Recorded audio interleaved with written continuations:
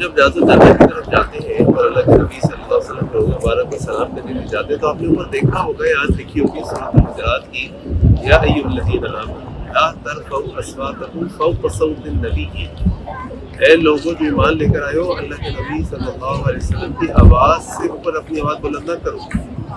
ایک دفعہ حضرت عمر بن خطاب رضی اللہ عنہ کے دور میں دو افراد مسجد نبی کے اندر کسی بات پہ بحث کر رہے تھے، تو انہوں نے ذرا آواز کو بلند کیا تو حضرت عمر نے کہا تم تو کہاں سے آئے ہو؟ مجھے لگتا نہیں ہے کہ تم یہاں کے رہنے والے ہو۔ کہا ہم کہیں باہر سے آئے۔ انہوں نے کہا اگر تم اس مدینہ کے رہنے والے ہوتے تو میں تم لوگوں کو سزا دیتا۔ کیوں؟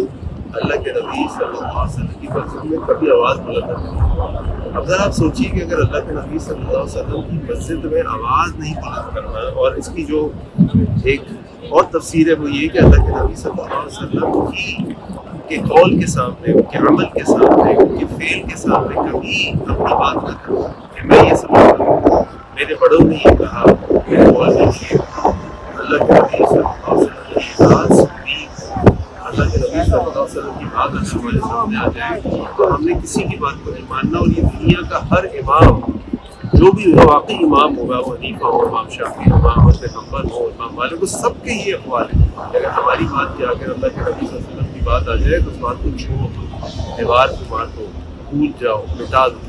یاد رکھیں ہمارے لیے اللہ کے نبی صلی اللہ علیہ وسلم کی اطاعت سپریم ہے، ان کے اعمال، ان کے افعال، ان کے اقوال دین ہے، یہ دین ہے۔ اس دین پر عمل کریں اور اس کی صحیح کی مطابق عمل کریں۔